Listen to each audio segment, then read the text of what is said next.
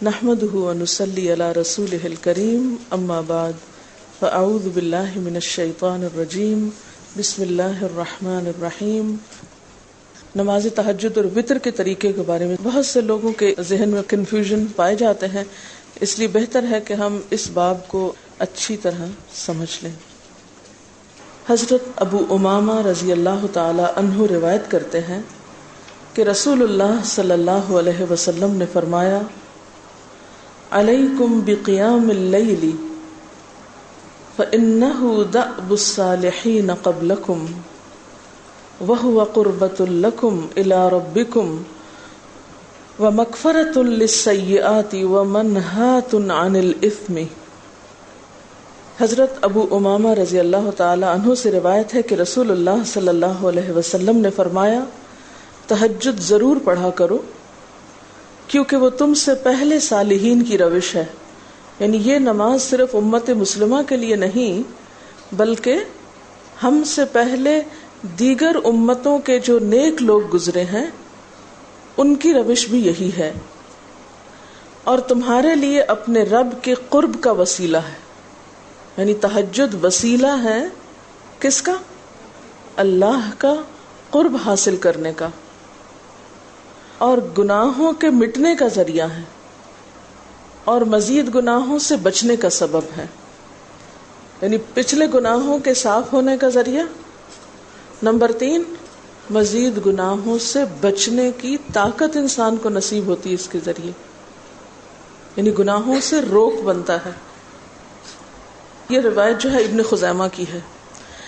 حضرت ابو ہریرہ رضی اللہ تعالی عنہ روایت کرتے ہیں کہ رسول اللہ صلی اللہ علیہ وسلم نے فرمایا، اس شخص پر اللہ کی رحمت ہو جو رات کو اٹھا، پھر نماز تہجد پڑھی، پھر اپنی بیوی کو جگایا، پھر اس نے نماز پڑھی، پھر اگر عورت غلبہ نیند کے باعث نہ جاگی تو اس کے منہ پہ پانی کے چھینٹے مارے، اور اس عورت پر بھی اللہ کی رحمت ہو جو رات کو اٹھی، نماز پڑھی، اپنے شوہر کو جگایا، پھر اس نے نماز پڑھی، پھر اگر شوہر نہ جاگا تو اس کے منہ پر پانی کے چھینٹے مارے۔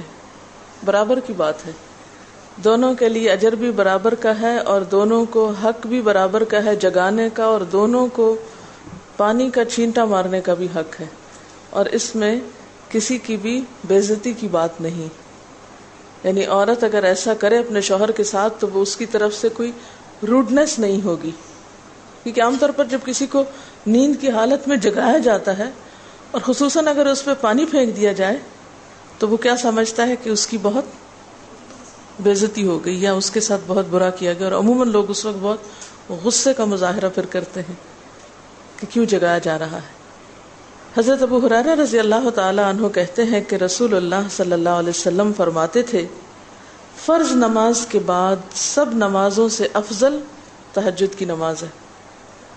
یعنی فرائض بہرحال افضل ہیں، اور نوافل میں سب سے افضل تہجد کی نماز ہے۔ رسول اللہ صلی اللہ علیہ وسلم نے فرمایا، جب انسان سوتا ہے تو شیطان اس کے سر کی گدی پر 3 گریں لگاتا ہے اور کہتا ہے کہ رات بڑی لمبی ہے، اس کو تھپکی دیتا ہے اور کہتا ہے لمبی رات ہے، ابھی سوئے رہو، ابھی ٹائم ہے، ٹھہر کے اٹھنا۔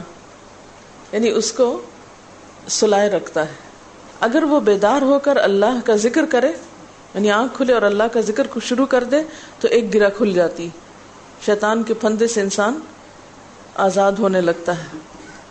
اگر وضو کرے تو دوسری گرہ کھل جاتی، اگر نماز پڑھے تو تیسری گرہ کھل جاتی، اور وہ شادمان اور پاک نفس ہو کر صبح کرتا ہے۔ یعنی جو شخص صبح نماز کے وقت پر، تہجد کے وقت، یا پھر کم از کم فجر کے وقت اٹھ جاتا ہے، اللہ کا ذکر کرتے ہوئے وضو کرے اور پھر نماز پڑھ لے، سورج نکلنے سے پہلے پہلے یہ کام کر لے، تو وہ ایک مطمئن شخص کی طرح اٹھتا ہے، ورنہ اس کی صبح خبیث اور سست نفس کے ساتھ ہوتی۔ عام طور پر ہم اطمینان کی تلاش میں رہتے ہیں، سکون کی تلاش میں رہتے ہیں، اور یہ سوچتے ہیں کہ ہمیں ڈپریشن ہے یا ہمارے اندر ایک غم ہے، تو ہم اس کے اسباب نہیں جانتے کہ سبب کیا ہے۔ ان کے اسباب میں سے ایک بڑا سبب شیطان کی گرفت میں ہونا ہے. اور شیطان اپنی گرفت ویسے تو دن کے وقت بھی انسان پر رکھتا ہے، لیکن خصوصاً رات کے وقت جب انسان سو جاتا ہے تو وہ نہیں چاہتا کہ سوتا ہوا اٹھے انسان. اور اگر انسان ہمت کر کے اٹھ جاتا ہے، ذکر کرتا ہے، وضو کرتا ہے اور نماز پڑھ لیتا ہے تو یہیں سے اطمینان قلب کا آغاز ہو جاتا ہے، اس کی تسلی ہو جاتی. رسول اللہ صلی اللہ علیہ وسلم نے فرمایا اللہ تعالیٰ ہر رات آسمان دنیا پر نزول فرماتے ہیں، یعنی زمین سے سب سے قریبی آسمان پر. جب 1/3 رات باقی رہ جاتی ہے تو فرماتے ہیں ہے کوئی جو مجھے پکارے. اس وقت اللہ تعالیٰ بندوں کو پکارتے ہیں، ہے کوئی جو مجھے پکارے میں اس کی دعا قبول کروں، ہے کوئی جو مجھ سے مانگے میں اس کو دوں، ہے کوئی جو مجھ سے بخشش طلب کرے تو میں اس کو بخش دوں. گویا یہ وقت دعا کی قبولیت کا وقت ہے. انسان جو مانگے اس کو ملتا ہے، اور خصوصی طور پر بخشش کے طلب کرنے کا وقت ہے. جیسے قرآن پاک میں آتا ہے وَبِالْأَسْحَارِ هُمْ يَسْتَغْفِرُونَ وَبِالْأَسْحَارِ هُمْ يَسْتَغْفِرُونَ، اور سحری کے وقت وہ استغفار کرتے ہیں. اب ہو سکتا ہے کہ آپ کہیں کہ نہیں ہم نے تو زندگی میں کوئی خاص گناہ کیے ہی نہیں، اس لیے ہمیں تو بخشش کی ضرورت ہی نہیں. بخشش مانگے گناہگار لوگ، ہم تو نیک لوگ ہیں، نیک کام کرتے ہیں، دن رات قرآن پڑھتے پڑھاتے ہیں، اس لیے ہماری تو ضرورت نہیں. نہیں، نبی صلی اللہ علیہ وسلم جن کے اگلے پچھلے سب قصور معاف کر دیے گئے تھے، وہ اتنا لمبا قیام کرتے تھے کہ ان کے قدم مبارک سوج جاتے تھے. حضرت مغیرہ فرماتے ہیں رسول اللہ صلی اللہ علیہ وسلم نے اتنا لمبا قیام کیا رات کو کہ آپ کے پاؤں سوج گئے. آپ سے سوال کیا گیا کہ آپ اتنی مشقت کیوں کرتے ہیں، اپنے آپ کو اتنا کیوں تھکاتے ہیں، حالانکہ آپ کے تو سارے گناہ معاف کر دیے گئے. آپ نے فرمایا کیا میں اللہ کا شکر گزار بندہ نہ بنوں. یعنی صرف گناہوں کی بخشش ہی نہیں بلکہ نعمتوں پر شکر بھی واجب ہے. جہاں ایک طرف گناہوں کی بخشش انسان کے لیے اللہ کے قرب کے راستے ہموار کرتی ہے، وہاں اللہ تعالیٰ کا شکر ادا کرنا بندے کو اللہ کا قرب عطا کرتا ہے. اچھا، اب پہلی سنت میں آپ کو بتاؤں گی کہ اگر آپ تہجد کے وقت اٹھے ہیں تو سب سے پہلے آپ کیا پڑھیں گے. حضرت عائشہ رضی اللہ تعالی عنہا فرماتی ہیں کہ رسول اللہ صلی اللہ علیہ وسلم جب رات کو تہجد کے لیے اٹھتے تو یہ پڑھتے 10 بار اللہ اکبر، 10 بار الحمدللہ، 10 بار سبحان اللہ و بحمدہ، 10 بار سبحان الملک القدوس، 10 بار استغفر اللہ، 10 بار لا الہ الا اللہ، اور پھر 10 بار اللہم اعوذ بک من ضیق الدنیا و ضیق یوم القیامہ، میں تیری پناہ میں آتا ہوں دنیا کی تنگی سے اور قیامت کے دن کی تنگی سے. اللہم اعوذ بک من ضیق ضاد یہ قاف من ضیق الدنیا و ضیق یوم القیامہ، یہ بھی 10 بار. اور پھر فرماتے اللہم اغفر لی واہدنی وارزقنی وعافنی، پھر وضو کرتے اور تہجد شروع کرتے. یعنی یہ بھی وضو سے پہلے آپ پڑھ لیتے تھے. تو آپ کیا کر سکتے ہیں، جیسے آنکھ کھلی یا بستر پر لیٹے ہیں تو بعض اوقات ایسا ہوتا ہے نا کہ انسان سوچتا ہے اچھا ایک سائڈ پہ سو کے اتنے تھکے ہوئے ہوتے ہیں کہ آپ ایک دم نہیں اٹھ پاتے. حالانکہ آپ صلی اللہ علیہ وسلم کے نیند سے بیدار ہونے کا طریقہ کیا تھا کہ جب آپ اٹھتے تھے تو یکدم اٹھتے تھے، سستی کے مارے نہیں کہ کبھی ایک طرف لیٹ گئے پھر دوسری طرف سو گئے پھر دائیں طرف پھر بائیں طرف، نہیں. جب جاگنے کا وقت ہوتا تھا تو آپ فوراً اٹھ جاتے تھے. لیکن بسا اوقات ایسا ہوتا ہے کہ انسان تھکا ہوا ہوتا ہے، سائڈ بدل کے دوسری طرف کو ذرا لیٹتا ہے، تو یہ لیٹے لیٹے بھی آپ اذکار پڑھ سکتے ہیں.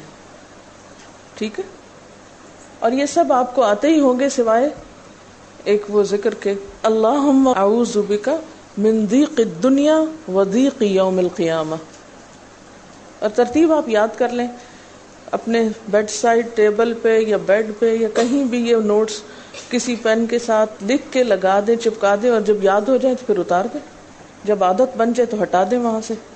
ٹھیک ہے نا؟ جتنے دن عادت نہیں بنتی اتنے دن اپنے یادداشت کے لیے رکھ لیں. اسی طرح نیند سے اٹھ کر لا الہ الا اللہ وحدہ لا شریک لہ لہ الملک ولہ الحمد وہو علی کل شیء قدیر الحمد للہ وسبحان اللہ واللہ اکبر ولا حول ولا قوۃ الا باللہ. یہ بھی پڑھ سکتے ہیں. اچھا، ضروری نہیں کہ سب کچھ ایک ہی دن میں پڑھ لیں، یہ بھی آپ کر سکتے ہیں کہ ایک دن میں ایک چیز پڑھ لیں، دوسرے دن دوسری پڑھ لیں، تیسرے دن تیسری پڑھ لیں. ٹھیک ہے نا؟ اور اگر ساری ایک دن بھی پڑھنا چاہیں، دیکھیں وقت کی بات ہے نا. ہو سکتا ہے اس وقت عمر کے اس حصے میں آپ پہ بہت ذمہ داریاں ہوں، آپ یہ سب کچھ نہ پڑھ سکتے ہوں، لیکن زندگی کا ایک ایسا وقت بھی آتا ہے جب انسان بوڑھا ہو جاتا ہے، جب اس کے اوپر باقی ذمہ داریاں کم ہو جاتی ہیں، پھر نیند بھی کم ہو جاتی ہے، پھر زیادہ عبادت کا موقع ملتا ہے. تو ایسے میں جب انسان کے پاس عبادت کے لیے وقت اور موقع زیادہ ہو تو پھر یہ ساری چیزیں بھی پڑھ لیں. ٹھیک ہے نا؟ پھر اسی طرح یعنی یہ جو روایت ہے کہ جس میں آپ صلی اللہ علیہ وسلم نے فرمایا جو شخص نیند سے جاگے، اور یہ تہجد کے وقت ہی نہیں، اگر فجر کے لیے بھی آپ اٹھ رہے ہیں تو یہ دعا پڑھ سکتے ہیں، لا الہ الا اللہ وحدہ لا شریک لہ، اور پھر الحمد للہ وسبحان اللہ واللہ اکبر ولا حول ولا قوۃ الا باللہ. پھر کہے اللہم اغفر لی، پھر کیا پڑھے؟ اللہم اغفر لی. یا کوئی اور دعا کرے تو قبول ہوگی، اور اگر وضو کر کے نماز پڑھے تو وہ بھی قبول کی جائے گی. صبح اٹھتے ہی اللہ کی تعریف. اور آپ کو معلوم ہے کہ یہ جو چوتھا کلمہ ہے نا، لا الہ الا اللہ وحدہ، اس کو دعا بھی کہا گیا، حالانکہ اس میں صرف اللہ تعالیٰ کی حمد و ثنا ہے. اور یہ یوم عرفہ کی دعا ہے. حدیث میں آتا ہے کہ مجھے اور مجھ سے پہلے انبیاء کو اس دن کی جو بہترین دعا سکھائی گئی، یعنی یوم عرفہ کی دعا، وہ لا الہ الا اللہ وحدہ لا شریک لہ. حالانکہ اس میں مانگنے کی تو کوئی چیز ہی نہیں، صرف اللہ کی حمد و ثنا ہے. جیسے حضرت ایوب علیہ السلام نے کہا تھا انی مسنی الضر وانت ارحم الراحمین، مانگا کچھ نہیں، انت ارحم الراحمین، انت ارحم الراحمین. اللہ تعالیٰ کی تعریف کر کے، اللہ تعالیٰ کے نام کے ساتھ اس کو اگر انسان پکار لیتا ہے تو یہ بھی اس کے لیے بہت کافی ہے. ایک اور روایت میں آتا ہے رسول اللہ صلی اللہ علیہ وسلم جب تہجد کے لیے اٹھتے، یعنی آپ ایک مرتبہ اٹھے، یعنی جو صحابی روایت کرتے ہیں، تو آپ نے بیٹھنے کے بعد آسمان کی طرف نظر کر کے سورۃ آل عمران کی آخری 11 آیات 190 سے لے کر 200 تک 11 آیتیں یہ پڑھی. ان فی خلق السماوات سے لے کر بالکل آخر تک. یعنی ضروری نہیں کہ کھڑے ہو کر آپ آسمان کی طرف دیکھیں، آپ اٹھے ہیں، چارپائی پہ بیٹھے ہوئے ہیں، ابھی وضو کے لیے نہیں گئے، بیٹھ کے آسمان کی طرف دیکھ کے پڑھ کے پھر اٹھ سکتے ہیں. اب اس میں آپ دیکھیں نا کہ انسانی نفس کی بھی ایک رعایت ہو جاتی ہے. لیٹے لیٹے آپ نے ایک ذکر پڑھ لیا، بیٹھ کے آپ نے دوسرا پڑھ لیا، پھر آپ وضو کو چلے گئے، تو اس میں وہ جو ایک طبیعت کی کسل مندی ہوتی ہے وہ بھی ساتھ ساتھ اللہ کے ذکر سے دور ہوتی جاتی ہے، اور ایک سٹیپ کے بعد دوسرا سٹیپ لینا بھی آسان ہو جاتا ہے. اچھا، اس میں آپ دیکھیں حکمت کیا ہے کہ آپ صلی اللہ علیہ وسلم نے کیا فرمایا کہ آسمان کی طرف دیکھ کے پڑھا جائے تاکہ اچھی طرح آنکھیں کھل جائیں. تو زبانی یاد کرنے کا مطلب یہ نہیں کہ آپ آنکھیں بند کر کے سوئے سوئے پڑھیں، کیونکہ بعض اوقات ایسا ہوتا ہے نا، آنکھ کھلتی ہے، ذکر شروع کرتے ہیں اور پھر پتہ ہی نہیں چلتا اور ذکر آدھے میں رہ جاتا ہے اور سو چکے ہوتے ہیں. اور پھر اگر آپ کو زبانی یاد نہیں ہوگی نا، دیکھ کے پڑھیں گے تو وہ الماری کی طرف ہی دیکھتے رہیں گے، آسمان کی طرف نہیں دیکھ سکیں گے، تو پھر سنت پوری نہیں ہو سکے گی. اور اسی طرح حضرت ابن عباس روایت کرتے ہیں کہ جب رسول اللہ صلی اللہ علیہ وسلم رات کو تہجد کے لیے کھڑے ہوتے تو اللہ اکبر تکبیر تحریمہ کے بعد یہ دعا پڑھتے، اللہم لک الحمد انت قیم السماوات والارض ومن فیہن ولک الحمد لک ملک السماوات والارض ومن فیہن ولک الحمد انت نور السماوات والارض ولک الحمد انت ملک السماوات والارض وَلَكَ الْحَمْدُ أَنْتَ الْحَقُّ وَوَعْدُكَ الْحَقُّ وَلِقَاؤُكَ حَقٌّ وَقَوْلُكَ حَقٌّ وَالْجَنَّةُ حَقٌّ وَالنَّارُ حَقٌّ وَالنَّبِيُّونَ حَقٌّ وَمُحَمَّدٌ صلی اللہ علیہ وسلم حق والساعة حق اللہم لک اسلمت وبک آمنت وعلیک توکلت وإلیک انبت وبک خاصمت وإلیک حاکمت فاغفر لی ما قدمت وما اخرت وما اسررت وما اعلنت انت المقدم وانت المؤخر لا الہ الا انت. الہی تیرے ہی لیے ہے ساری تعریف، زمین و آسمان اور جو کچھ ان میں ہے سب کو تو ہی قائم رکھنے والا ہے. تیرے ہی لیے ہے ساری تعریف، زمین و آسمان اور جو کچھ ان میں ہے اس سب کی بادشاہی تیرے ہی لیے ہے. تیرے ہی لیے ہے ساری تعریف، تو ہی روشن کرنے والا ہے زمین و آسمان کو. تیرے ہی لیے ہے ساری تعریف، تو ہی بادشاہ ہے زمین و آسمان کا. تیرے ہی لیے ہے ساری تعریف. تو حق ہے، تیرا وعدہ حق ہے، تیری ملاقات حق ہے، تیرا کلام حق ہے، جنت حق ہے، جہنم حق ہے، تمام انبیاء حق ہیں اور محمد صلی اللہ علیہ وسلم حق ہیں، قیامت حق ہے. الہی میں تیرے سامنے جھک گیا، میں صرف تیرے ساتھ ایمان لایا، میں نے صرف تجھی پر بھروسہ کیا، میں نے صرف تیری طرف رجوع کیا، صرف تیری ہی مدد سے دشمنوں سے جھگڑتا ہوں، میں نے صرف تجھے ہی اپنا حاکم مانا. سو تو میرے اگلے پچھلے اور ظاہر و پوشیدہ اور جنہیں تو مجھ سے زیادہ جانتا ہے سارے کے سارے گناہ معاف کر دے. تو ہی آگے کرنے والا ہے، تو ہی پیچھے ڈالنے والا ہے، تیرے سوا کوئی سچا معبود نہیں ہے. یہ جو دعا استفتاح ہے تہجد کے وقت کی، یہ باہر نہیں نماز کے اندر پڑھنے کی دعا ہے. ہم دعا مانگتے ہیں اللہم اجعلنی لک ذکارا لک شکارا. ان دعاؤں کے پڑھے بغیر ذکار کیسے بن سکتے ہیں؟ ذکار کا صیغہ تو فعال کے اوپر ہے نا، بہت زیادہ ذکر کرنے والا. والذاکرین اللہ کثیرا والذاکرات. تو ذاکرات کیسے بن سکتے ہیں جب تک کہ یہ دعائیں زبانی نہ آتی ہوں اور اپنے وقت پر نہ پڑھی جاتی ہوں. ویسے بھی ذکر بہت اچھی چیز ہے، لیکن جو مسنون ذکر ہے اور جو نبی صلی اللہ علیہ وسلم کے طریقے کے مطابق ہے، جو اطمینان قلب اور خوشی اس وقت اس کام کو اس طریقے پہ کر کے نصیب ہوتی ہے، وہ اس کے علاوہ نہیں ہوتی. اگرچہ اس سے خوشی ہوتی ہے لیکن اس طرح کی نہیں نصیب ہوتی، اس طرح کا اطمینان نہیں ہوتا. آپ تجربہ کر کے دیکھ لیں، سنت کے مطابق زندگی گزارنا اور اپنی مرضی کے مطابق زندگی گزارنا، یہ دو مختلف لائف سٹائلز ہیں، دو مختلف طریقہ ہے زندگی ہیں. دونوں کا امپیکٹ فرق ہوتا ہے، اثرات فرق ہوتے ہیں. اور یہ نہیں کہ یہ کوئی بہت مشکل عمل ہے، بہت مشکل کوئی نہیں ہے، ہم کر سکتے ہیں. لیکن بات یہ ہے کہ ہم کرنے کی کوشش کریں، ارادہ تو کریں. پہلے تو آپ اپنے آپ سے یہ پوچھیں ارادہ بھی کیا کہ نہیں، کیونکہ اگر ارادہ ہو گیا نا تو کام بھی ہو جائے گا. مشکل یہ ہے کہ ہم جب کوئی ایسا کام سنتے تو پھر سوچتے نہیں ہمارا تو حالات اتنے کٹھن ہیں کہ یہ عمل ہمارے لیے نہیں. ویسے بھی نفل ہے، کوئی بات نہیں، نہ بھی ہو سکا تو کیا ہے، یہی کہہ کے ہم چھوڑ دیتے ہیں چیزوں کو کہ نہیں. لیکن میں سمجھتی ہوں کہ جو عمر آپ بچیوں کی خاص طور پر اس وقت ہے، اس عمر کو غنیمت سمجھے اور اس میں آپ نے جو کچھ اب یاد کر لیا، عادت ڈال لی، وہ اگلی زندگی میں شدید مصروفیت کے باوجود بالکل عادت ثانیہ ہو جائے گی، ایک روٹین ہو جائے گی اور آپ کو مشکل نہیں ہوگی. لیکن اگر اب نہیں نئی عادتیں ڈالی، کل کو یا نئے سرے سے عادت ڈالنا بہت مشکل ہوگا. سنت مشکل نہیں ہے، صرف یہ ہے کہ ارادے، نیت اور پھر کوشش کی ضرورت ہے. کر لیں گے تو ہو بھی جائے گا، آخر کرنے والے کرتے ہی ہیں نا. لیکن جب ہم پہلے ہی سے سوچ لیتے نہیں بڑا مشکل، وہ تو اللہ والے کرتے ہیں اور وہ تو نیک لوگوں کا کام ہے، ہم تو نہ اللہ والے ہیں اور نہ ہی نیک ہیں، تو کیوں نہیں ہے، ہو جائے. اب آپ صلی اللہ علیہ وسلم کے تہجد کی کیفیت کیا تھی؟ حضرت ابو ذر کہتے ہیں کہ رسول اللہ صلی اللہ علیہ وسلم نے تہجد میں اتنا قیام کیا کہ اس ایک آیت کو پڑھتے پڑھتے صبح کر دی. ایک آیت پڑھتے پڑھتے صبح کر دی. کون سی آیت تھی وہ؟ ان تعذبہم فانہم عبادک وان تغفر لہم فانک انت العزیز الحکیم. ایک آیت کو اتنی دفعہ پڑھا اور پڑھتے رہے اور پڑھتے رہے اور پڑھتے رہے، اسی میں صبح ہو گئی.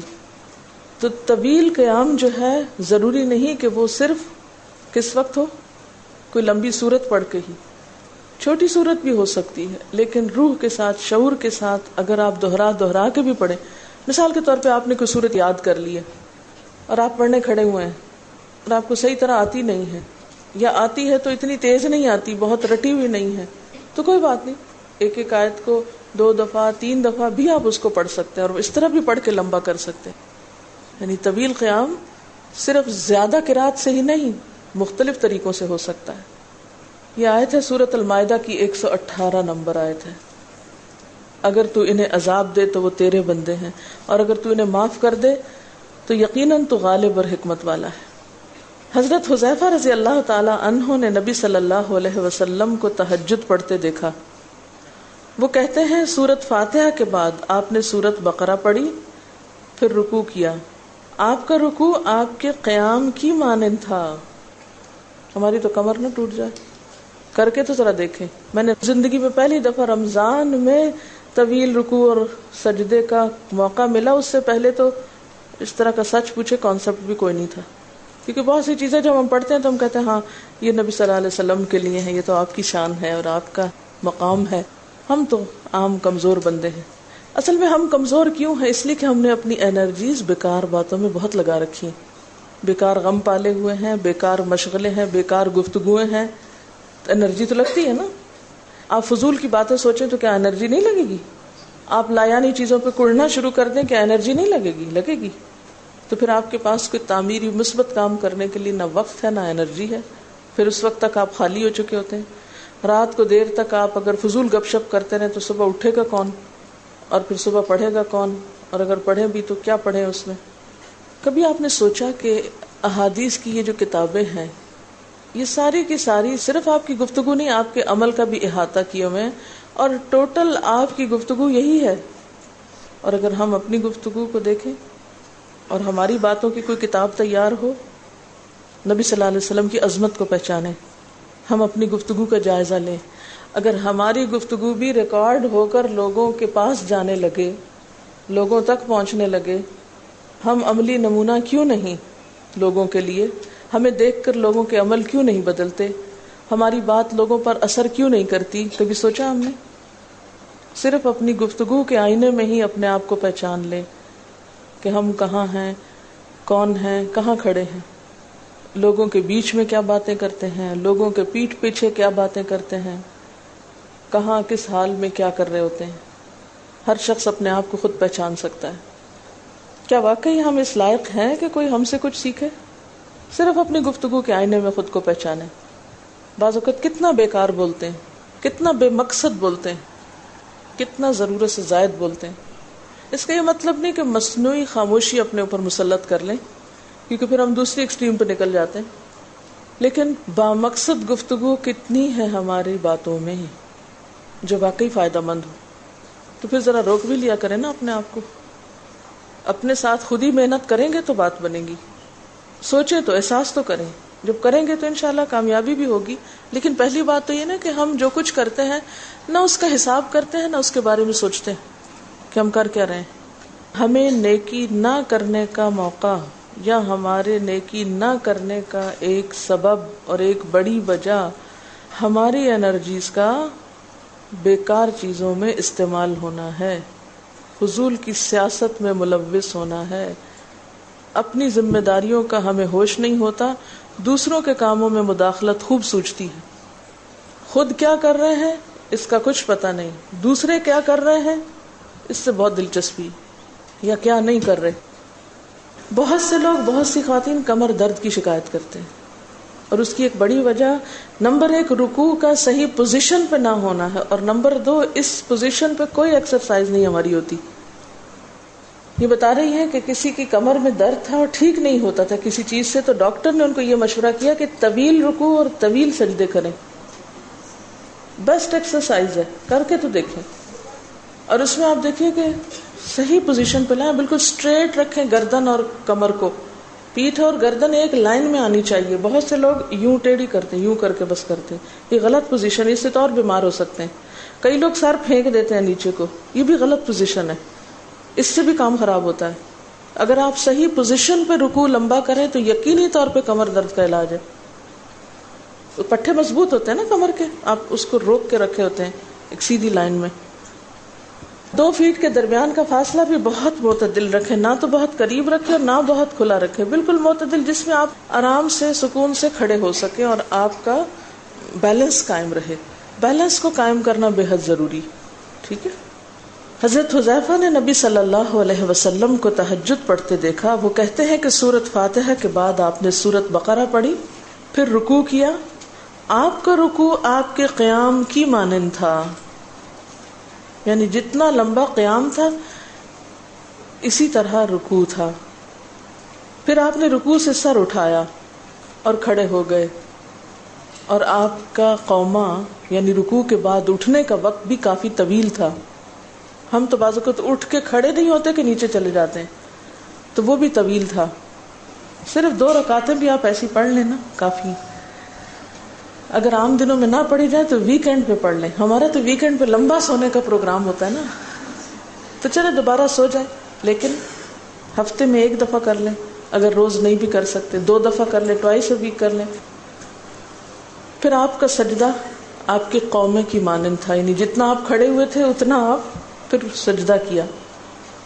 آپ دونوں سجدوں کے درمیان اپنے سجدے کی مانند بیٹھے تھے، یعنی 2 سجدوں کے بیچ میں بھی آپ اتنی دیر بیٹھے جتنی دیر آپ نے سجدہ کیا تھا. پس آپ نے 4 رکعتوں میں سورۃ بقرہ، آل عمران، نساء اور المائدہ پڑھی. ہمیں اگر خود نہیں بھی آتی اور کوئی پڑھانے والا اتنی لمبی 1 دفعہ بھی تراویح کوئی پڑھا دے یا کوئی نفل پڑھا دے تو ہم دوسری دفعہ اس کے پاس نہ پھٹکے. تقریباً 7.25 پارے بنتے ہیں، جس کو 1 منزل کہا جاتا ہے. 1 دن کے تہجد میں آپ نے اتنا پڑھا. اور یہ تو قرآن کی قرات تھی، لیکن بیچ کے وقفوں میں تسبیحات اور اللہ کی تعریف اور حمد و ثنا اور ذکر، یہ آپ پر بس تھا. یہ وہی کر سکتا ہے جس کو واقعی اللہ سے حقیقی محبت ہو، صرف دعوے کی حد تک نہیں. میں کہتی ہوں چلے روزانہ نہ صحیح، ہفتے میں 1 بار، ہفتے میں نہیں، مہینے میں 1 بار، مہینے میں نہیں تو سال میں، رمضان میں، کسی موقع پر کچھ تو اللہ سے تعلق آئے، کچھ تو قرب پائے. ہر شخص کے بس میں نہیں کہ ہر روز ایسی عبادت کرے، کیونکہ اللہ کے رسول صلی اللہ علیہ وسلم کا بہرحال مقام کچھ اور تھا. لیکن کچھ شوق، کچھ حسرت، کچھ تو دل میں ہونا ہی چاہیے، کوئی نیت، کوئی ارادہ، کوئی عزم، اور پھر اس کے لیے کوشش. تو وقت بچے گا کچھ آپ کے پاس فالتو باتوں کے لیے، فضول چیزوں کے لیے، کچھ سوچنے کے لیے، ٹینشن کے لیے بچے گا کچھ. سب کچھ بھاگ جائے گا، کچھ بھی نہیں بچے گا. کیونکہ ان عبادی لیس لک علیہم سلطان، میرے بندے ان پہ اے شیطان تیرا کوئی زور نہیں چلتا. بس چلتا ہی نہیں ان پہ تیرا، سارا زور ہی ان پہ چلتا ہے جو فالتو ہوتے ہیں. فالتو ذہن جو ہوتا ہے وہ شیطان کا گھر ہوتا ہے. حضرت حذیفہ بیان کرتے ہیں کہ میں ایک رات آپ صلی اللہ علیہ وسلم کے ساتھ نفلی نماز میں شریک ہو گیا. آپ نے سورۃ بقرہ شروع کر دی. میں نے سوچا کہ آپ 100 آیات پڑھ کر رکوع میں چلے جائیں گے، مگر آپ پڑھتے گئے. میں نے خیال کیا کہ سورۃ بقرہ کو 2 رکعتوں میں پڑھیں گے، لیکن آپ پڑھتے رہے. آپ نے سورۃ بقرہ ختم کر کے سورۃ نساء شروع کر دی، پھر ختم کر کے آل عمران پڑھنی شروع کر دی، اس کو بھی ختم کر دیا. آپ نہایت آہستگی سے پڑھتے جاتے تھے.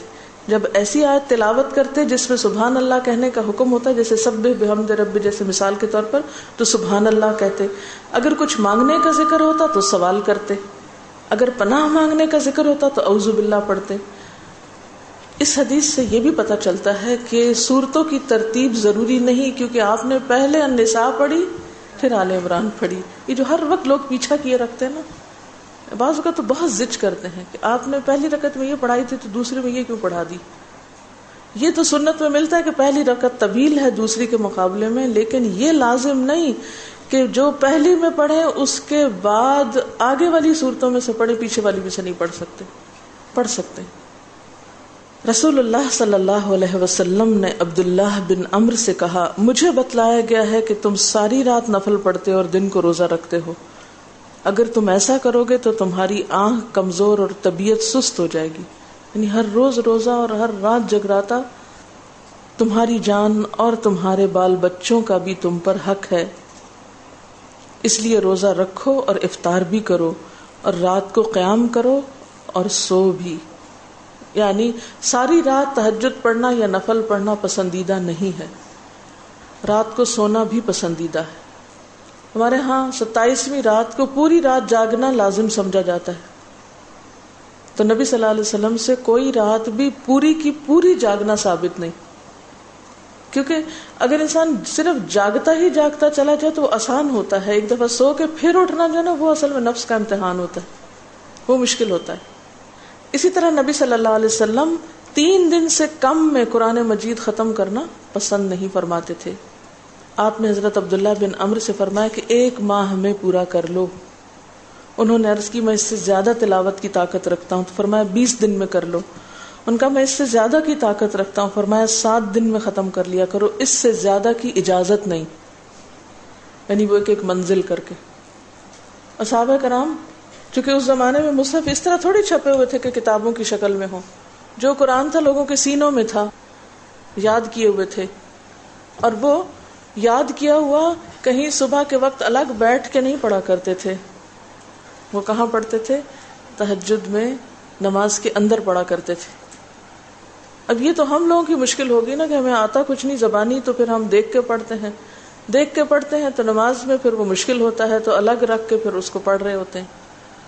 ٹھیک ہے، لیکن زیادہ بہترین پڑھنا نماز کے اندر کا پڑھنا ہے. اگرچہ دیکھ کے پڑھنے کی اس میں بھی اجازت ہے، لیکن ان کی چونکہ شدید حرص تھی حضرت عبداللہ بن عمر کی، تو آپ نے ان کو 3 دن کی پھر اجازت دے دی تھی. اور آپ نے فرمایا کہ اس شخص کو قرآن کی کچھ سمجھ نہیں ہو سکتی جو 3 سے بھی کم دن میں قرآن پڑھے. نبی صلی اللہ علیہ وسلم نے فرمایا جو شخص رات کے نوافل میں 200 آیات تلاوت کرتا ہے وہ اطاعت گزار مخلص لوگوں میں شمار ہوتا ہے. انہو من عبادنا المخلصین، وہ آتا ہے نا قرآن پاک میں انبیاء کی صفت میں سے. تو جو شخص رات کو نماز میں یعنی نفل میں 200 آیات تک تلاوت کرتا ہے وہ اطاعت گزار مخلص بندوں میں شمار ہوتا ہے. اور سنن دارمی میں واضح طور پر آتا ہے کہ نبی صلی اللہ علیہ وسلم ساری رات نوافل نہیں پڑھا کرتے تھے. اب آتا ہے وتر کا طریقہ. رسول اللہ صلی اللہ علیہ وسلم کا وتر پڑھنے کا طریقہ جو عام طور پر تھا اس کے بارے میں حضرت عائشہ فرماتی ہیں کہ نبی صلی اللہ علیہ وسلم نماز عشاء سے فجر تک 11 رکعتیں پڑھتے، یعنی تہجد کی رکعتیں جو تھی وہ کتنی تھی؟ 11 رکعتیں. ہر 2 رکعتوں پہ سلام پھیرتے اور 1 رکعت وتر پڑھتے، یعنی 10 رکعتیں پڑھنے کے بعد 1 رکعت الگ سے پڑھتے. رسول اللہ صلی اللہ علیہ وسلم نے ہمیں بھی یہی تعلیم دی. چنانچہ ابن عمر سے روایت ہے کہ رسول اللہ صلی اللہ علیہ وسلم نے فرمایا رات کی نماز 2 رکعتیں ہیں، صلاۃ اللیل مثنی، یہ بخاری کی روایت ہے. فاذا خفت الصبح فاوتر بواحدۃ، پھر جب تمہیں صبح ہونے کا خطرہ ہو تو 1 رکعت پڑھ لو، اور یہ تمہاری 1 رکعت نماز کو طاق بنا دے گی، یعنی وتر کر دے گی. رسول اللہ صلی اللہ علیہ وسلم نے فرمایا، اور یہ مسلم کی روایت ہے، کہ وتر آخر رات میں 1 رکعت ہے.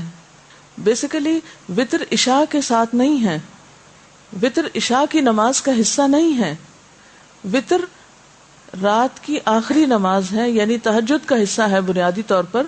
لیکن جو لوگ تہجد نہیں پڑھ سکتے یا نہیں پڑھتے تو وہ سہولت کی خاطر پھر رات ہی کو پڑھ لیتے ہیں عشاء کے ساتھ. رسول اللہ صلی اللہ علیہ وسلم نے فرمایا جب تم رات کو نوافل پڑھنا شروع کرو تو پہلے 2 ہلکی رکعتیں ادا کرو. اور اس میں آپ کیا کر سکتے ہیں، مثلا تحیۃ الوضو کے 2 نفل آپ ہلکے سے پڑھ لیں، ٹھیک ہے نا. وضو کر کے تہجد شروع کرنے سے پہلے ہلکی رکعتیں، یعنی جس میں چھوٹی کوئی صورتیں 2 پڑھ کے تو اسے آپ ختم کر لیں، اور نیت میں رکھیں کہ آپ یہ تحیۃ الوضو پڑھ رہے ہیں، اور اس کے بعد پھر آپ دوسرے نوافل بھی پڑھ سکتے ہیں. آپ صلی اللہ علیہ وسلم نے رات کا قیام کیا، 2 ہلکی رکعتیں پڑھی، پھر 2 طویل رکعتیں پڑھی، پھر ان سے ہلکی 2 طویل رکعتیں پڑھی، پھر ان سے ہلکی 2 طویل رکعتیں، پھر ان سے ہلکی 2 طویل رکعتیں، پھر ان سے ہلکی 2 طویل رکعتیں، پھر 1 وتر. یعنی پہلے 2 ہلکی رکعتیں، پھر اس کے بعد طویل نماز یعنی 2 لمبی رکعت، پھر اس کے بعد ہر 2 رکعتیں جو تھی وہ پہلے سے کم ہوتے ہوتے پھر 1 وتر پہ آ گئی. یعنی کرنے کا تو آپ کچھ بھی کر لیں، لیکن وہ جو اتباع کا معاملہ ہے نا کہ چھوٹی چھوٹی چیزوں میں فالو کرنا، اس کا اپنا ہی ایک مزہ ہے، اپنا ہی ایک لطف ہے، اور یہ مسلم کی روایت ہے۔ پھر 1 رکعت وتر پڑھا اور یہ 13 رکعتیں ہوئیں۔ حضرت عائشہ روایت کرتی ہیں کہ رسول اللہ صلی اللہ علیہ وسلم 1 رکعت وتر پڑھتے، آخری 2 رکعتوں اور 1 رکعت کے درمیان بات چیت بھی کرتے، یعنی اگر وتر آپ اس طرح پڑھ رہے ہیں کہ 2 ایک دفعہ پڑھ کے اور ایک دفعہ، تو اس کے بیچ میں سلام کر کے بات بھی ہو سکتی۔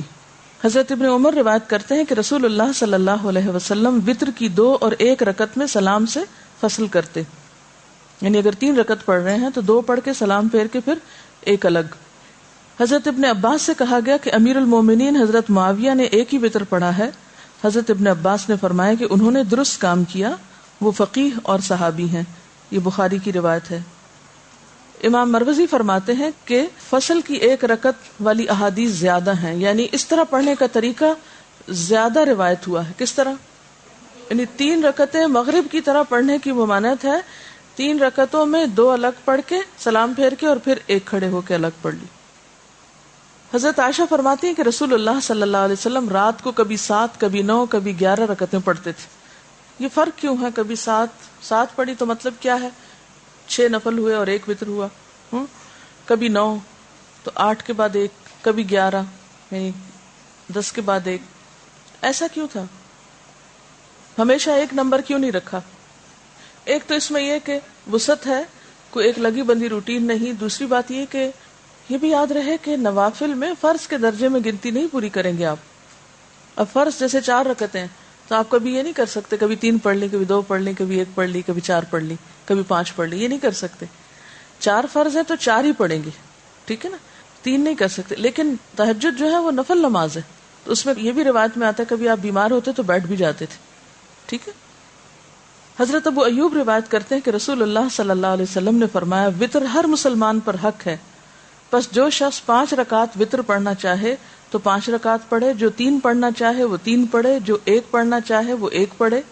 یہ ابو داؤد کی روایت ہے، یعنی اس میں بھی وسعت ہے، زیادہ اور کم دونوں میں چوائس ہے، کر سکتے ہیں۔ رسول اللہ صلی اللہ علیہ وسلم رات کو کل 13 رکعت پڑھتے، ان میں 5 رکعت وتر پڑھتے تھے، اور ان 5 وتروں میں کسی رکعت میں تشہد کے لیے نہ بیٹھتے مگر آخر میں۔ یہ صحیح مسلم کی روایت ہے۔ یہ طریقہ بھی آپ سے معلوم ہوتا ہے، یعنی 2 طریقے پتہ چلے نا، ایک تو یہ کہ 2 پڑھ کے اور آخری رکعت 1 الگ، ٹھیک ہے۔ دوسرا کیا ہے کہ 2 پڑھ کے مثلاً 6 پڑھ لی اور اس کے بعد 5 رکعتیں مسلسل بغیر بیچ میں اتحیات پڑھے، ٹھیک ہے۔ تو آپ 5 یا 7 یا 3 یا 9 اگر وتر کی نیت سے پڑھ رہے ہیں تو پھر آپ کس طرح پڑھیں گے؟ بغیر اتحیات پڑھے، رکعت پہ رکعت پڑھتے پڑھتے بس آخری دفعہ اتحیات پڑھیں گے۔ اور آپ یہ بھی کر سکتے ہیں کہ 2 کر کے اور آخر میں 1 الگ پڑھ لیں، یعنی دونوں طریقے درست ہیں۔ حضرت عائشہ سے روایت ہے کہ رسول اللہ صلی اللہ علیہ وسلم پہلی رکعت وتر میں سبح اسم ربک الاعلی، دوسری میں قل یا ایھا الکافرون اور تیسری میں قل ھو اللہ احد پڑھا کرتے تھے۔ نبی صلی اللہ علیہ وسلم نے فرمایا ایک رات میں 2 بار وتر پڑھنا جائز نہیں۔ یہ ابو داؤد کی روایت ہے۔ رسول اللہ صلی اللہ علیہ وسلم نے فرمایا 3 وتر نہ پڑھو، 5 یا 7 وتر پڑھو اور مغرب کی مشابہت نہ کرو۔ یعنی یہ 3 نہ پڑھو کا مطلب یہ نہیں کہ 3 پڑھ ہی نہیں سکتے، اس سے مراد یعنی مغرب کی طرح 3 نہ پڑھو۔ مغرب میں کیا ہوتا ہے 2 پڑھ کے اتحیات بیٹھ کے پھر بغیر سلام پھیرے ہم کھڑے ہو جاتے ہیں، پھر تیسرا ساتھ ہی پڑھ لیتے ہیں۔ تو اس میں یہ کہ اگر 3 آپ نے اکٹھی پڑھنی ہے تو بیچ کا اتحیات نہ پڑھے، تینوں اکٹھی پڑھ لیں، مراد یہ۔ نبی صلی اللہ علیہ وسلم نے فرمایا جو شخص آخر رات میں نہ اٹھ سکے تو وہ اول شب میں وتر پڑھ لے، ٹھیک ہے، اور جو آخر رات اٹھ سکے وہ آخر رات وتر پڑھے، کیونکہ رات کی آخری نماز وتر ہے۔ نبی صلی اللہ علیہ وسلم نے فرمایا رات کو اپنی آخری نماز وتر کو بناؤ، یعنی اگر تہجد کی نیت ہے تو پھر وتر صبح پہ چھوڑ دو، لیکن اگر یہ شک ہے کہ پتہ نہیں آنکھ کھلے گی کہ نہیں تو پڑھ کے سو جاؤ۔ اور اس صورت میں اگر آپ پھر پڑھ رہے ہیں دوبارہ تو کیا کریں گے؟ پھر خالی نفل بھی پڑھ سکتے ہیں۔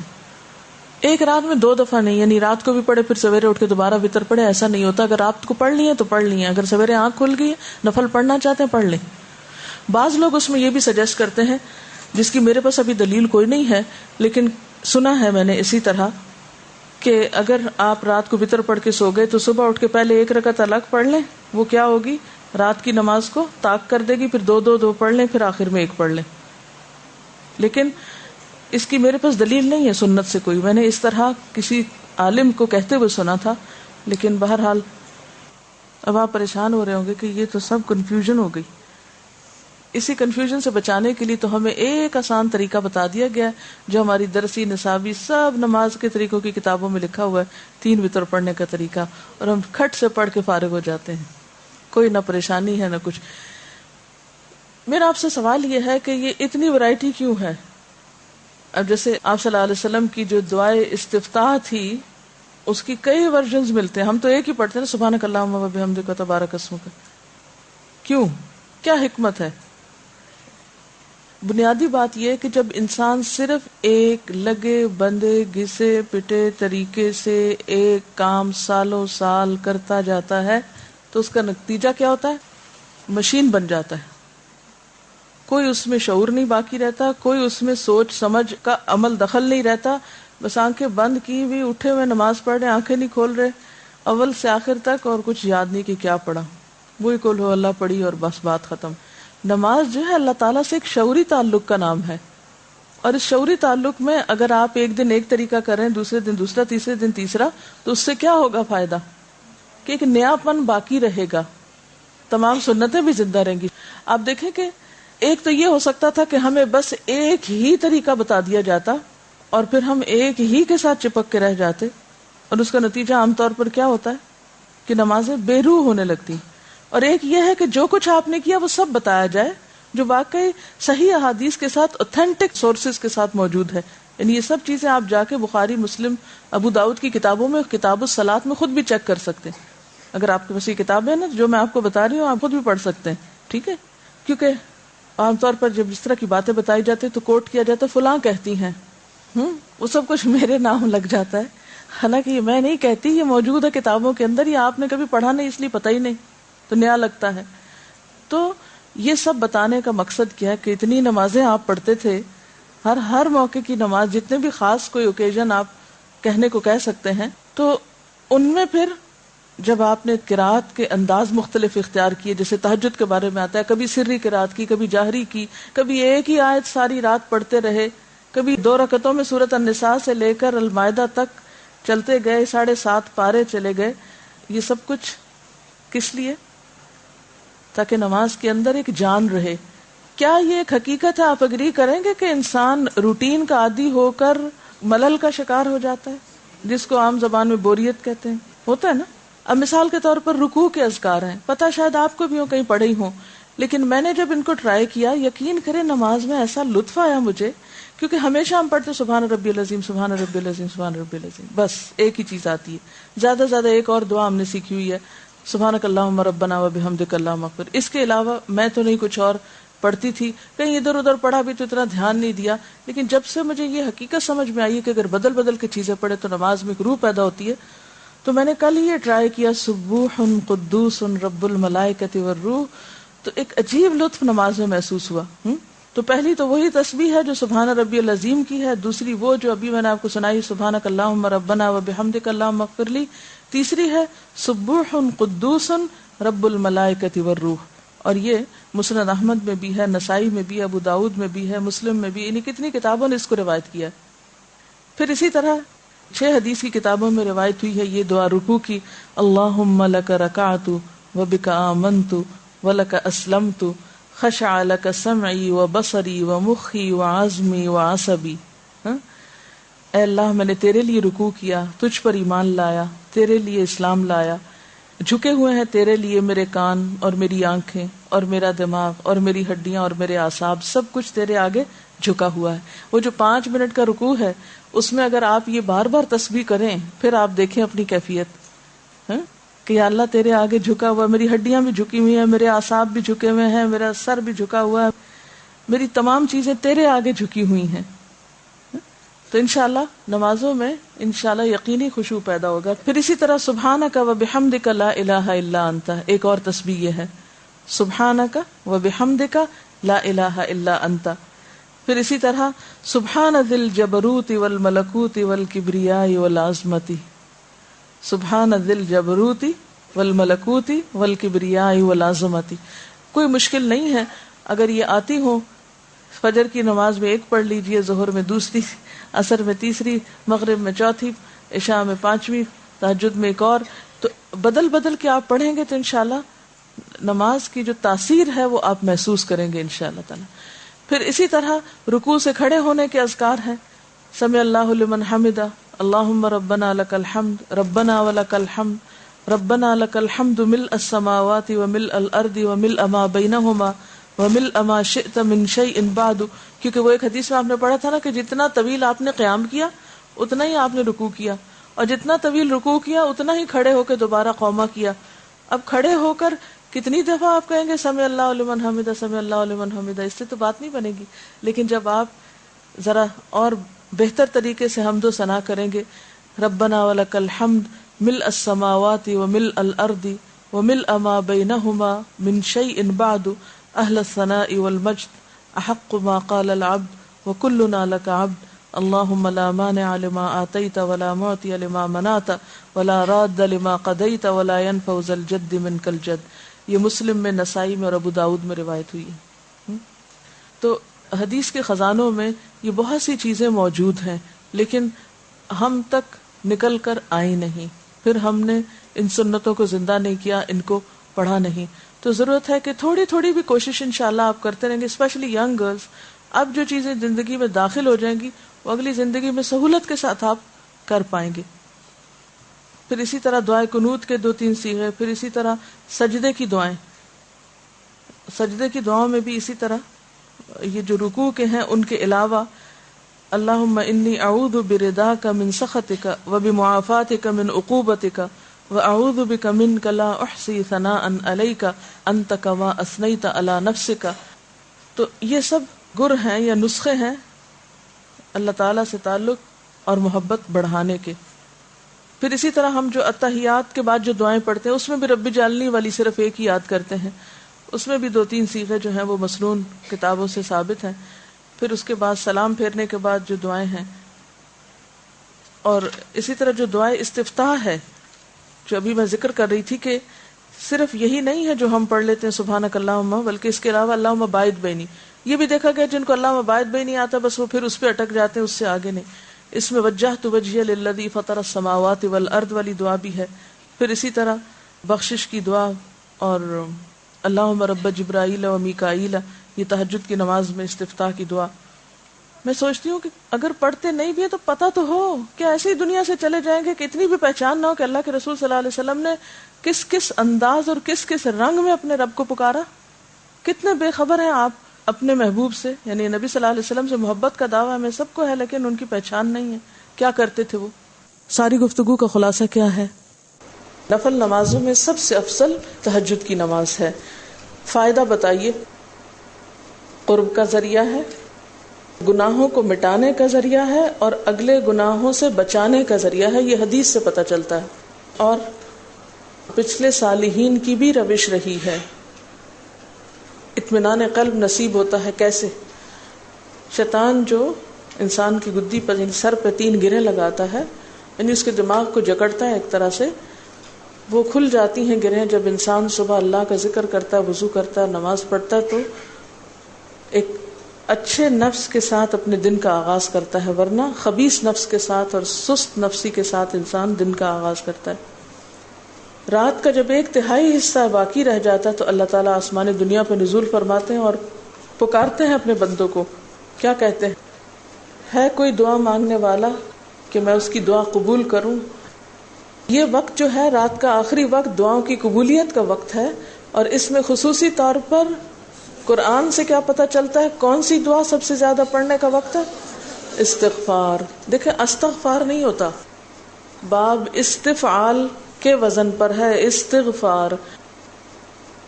استغفار یعنی تہجد کی دعاؤں میں خصوصی دعا جو قرآن سے ثابت ہے وہ کیا ہے؟ وَبِالْأَسْحَارِ هُمْ يَسْتَغْفِرُونَ. اور اس کے علاوہ تہجد شکر گزاری کا ذریعہ ہے. افلا اکون عبدا شکورا. اس شخص پر اللہ کی رحمت ہوتی ہے خاص جو خود اٹھتا ہے اور اپنی بیوی کو جگاتا ہے اور نہ جاگے تو پانی کے چھینٹے مارتا ہے، اور اس عورت پر بھی اللہ کی رحمت ہوتی ہے جو اٹھتی ہے اور پھر شوہر کو اٹھاتی ہے، اور نہ اٹھے تو پانی کے چھینٹے مارتی ہے۔ یہ تو تھے فضائل، ٹھیک ہے۔ اب یہ ہے کہ تہجد کے وقت اٹھ کر کیا کیا کریں گے۔ نمبر 1، اللہ کا ذکر کریں گے۔ تو ذکر میں کون کون سے ذکر؟ پہلا ذکر اللہ اکبر 10 بار، 10 بار الحمدللہ، 10 بار سبحان اللہ و بحمدہ، 10 بار سبحان الملک القدوس، 10 بار استغفر اللہ، 10 بار لا الہ الا اللہ، 10 بار اللہم اعوذ بک من ضیق الدنیا و ضیق یوم القیامہ۔ یہ ہے ذکر اٹھتے ہی کرنے کا۔ اور پھر اس کے بعد کیا کرنا ہے؟ وضو سے پہلے آل عمران کی آخری 11 آیات، اور اس کے بعد چوتھا کلمہ۔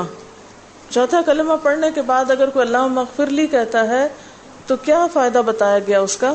اس کو بخش دیا جاتا ہے۔ اور اگر وہ نماز پڑھتا ہے اس کے بعد یعنی تہجد کی، تو اس کی نماز بھی قبول کی جاتی ہے۔ تہجد کی دعائے استفتاح کیا ہے؟ تہجد کی دعائے استفتاح، ایک تو ہر نماز کی دعائے استفتاح ہے نا، سبحانک اللہم و بحمدک و تبارک اسمک۔ تو تہجد کی اللہم لک الحمد انت قیم السماوات والارض ومن فیہن آخر تک۔ اس کے بعد آپ کے قیام اور رکوع اور سجود اور قومہ اور جلسہ استراحت، 2 سجدوں کے بیچ میں جلسہ، یہ کیسے ہوتے تھے؟ آپ کی قرات تہجد میں کیسی تھی؟ ایک طریقہ یہ ملتا ہے کہ ایک مرتبہ ایک آیت پڑھتے پڑھتے صبح کر دی، اور دوسرا طریقہ کیا ملتا ہے؟ سورۃ بقرہ، سورۃ آل عمران، سورۃ النساء اور سورۃ مائدہ تقریباً 7.25 پارے۔ دوسری روایت میں یہ بات پتہ چلتی ہے۔ اور وہ شخص کس میں لکھ لیا جاتا ہے جو 200 آیات پڑھ لے؟ اطاعت گزار مخلص لوگوں میں۔ اس سے ایک نئی بات یہ پتہ چلتی ہے کہ آپ نے سورۃ بقرہ کے بعد النساء شروع کر دی اور آل عمران بعد میں پڑھی، جس سے یہ پتہ چلتا ہے کہ سورتوں کی ترتیب کا ہونا لازم نہیں۔ قیام اللیل الگ ہے، وتر الگ ہے۔ آپ اگر قیام اللیل 4 رکعت پڑھنا چاہتے ہیں اور 5 رکعت وتر پڑھنا چاہتے ہیں تو آپ ایسے بھی کر سکتے ہیں۔ اگر قیام اللیل کے 8 پڑھنا چاہتے ہیں اور 3 وتر پڑھنا چاہتے ہیں تو یہ بھی ٹھیک ہے۔ وتر وتر ہے، نفل نفل ہے، یعنی وتر ایک سیپریٹ نماز ہے، الگ نماز ہے۔ جو چاہے 5 پڑھ لے ایٹ اے اسٹریچ، جو 3 پڑھنا چاہے 3 پڑھ لے ایٹ اے اسٹریچ، جو 1 پڑھنا چاہے 1 پڑھ لے، ٹھیک ہے۔ اچھا، اس سے پہلے نوافل آپ 2 پڑھنا چاہیں 2 پڑھ لیں، 4 پڑھنا چاہیں 4 پڑھ لیں، ٹھیک ہے۔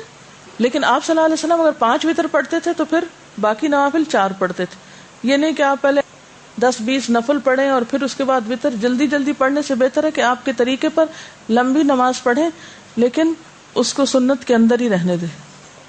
قیام اللیل کیا ہے؟ رات کے شروع میں ہو تو تراویح کہلاتا ہے، بعد میں ہو تو تہجد۔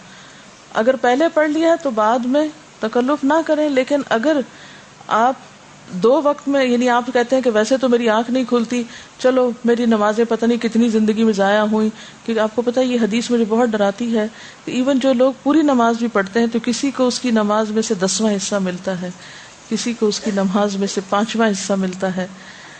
اور ایک حدیث میں آتا ہے کہ لک من صلاتک ما اقلت منہا، تمہارا اپنی نماز میں اتنا ہی حصہ ہے جس کو تم نے سمجھ کے پڑھا۔ اقلت یعنی جو تمہاری شعوری نماز تھی۔ اب اللہ ہی بہتر جانتا ہے جو ہم پڑھتے ہیں وہ کتنا حصہ ہمیں اس میں سے نصیب ہوتا ہے۔ تو اب اگر کوئی شخص رمضان میں اٹھ ہی گیا ہے رات کو، تو آپ اسے کہ نہیں پابندی لگ گئی تمہاری، بس سٹاپ یہی ختم کرو، رات کو تراویح پڑھ چکے اب نفل نہیں، تہجد کے وقت پڑھو، تو نہیں، پڑھنے دیں اس کو نفل، کیونکہ نوافل پہ کوئی قید نہیں ہے۔ ایک ہے احسن مسنون طریقہ، ٹھیک ہے، جو آپ صلی اللہ علیہ وسلم کا تھا، صحابہ کرام نے اختیار کیا اس کے بعد، اور ایک یہ ہے ہم جیسے نکمے لوگوں کا کہ جو اتنی ذاتیاں اپنی جان پر اتنے قصور کرتے ہیں، ادھر سے صحیح نہیں پڑی ادھر سے صحیح نہیں پڑی، تو جب جو موقع نصیب ہو پھر اس سے فائدہ اٹھا لیں۔ تو ایسی چیزوں پہ لوگوں پہ بہت سختی کر کے انہیں روکے نہ کہ اچھا رات کو پڑھ کے آئے تھے اب پھر تم کیوں کھڑے ہو گئے، رکو رکو یہاں، ایسا نہیں کریں، کرنے دیں، نفل ہی ہے نا، ٹھیک ہے نا، لیکن سنت بتا دیں کہ مسنون کیا ہے۔ آج کی وتر کی نماز میں سے کیا بات یاد رکھنے کی ہے؟ وتر رات کی آخری نماز ہے۔ دوسری بات یاد رکھنے کی، وتر 1، 3، 5 بھی ہو سکتے ہیں اور اس سے زیادہ 9 تک بھی ہو سکتے ہیں۔ تہجد اور وتر دو الگ الگ نمازیں. وتر نہ عشاء کی نماز کا حصہ نہ تہجد کی نماز کا حصہ. یہ رات کی آخری نماز ہے. چاہے تو عشاء کے بعد پڑھ لیں, چاہے تو تہجد کے بعد پڑھ لیں. سبحانک اللہم و بحمدک نشہد ان لا الہ الا انت نستغفرک و نتوب الیک. والسلام علیکم و رحمۃ اللہ وبرکاتہ.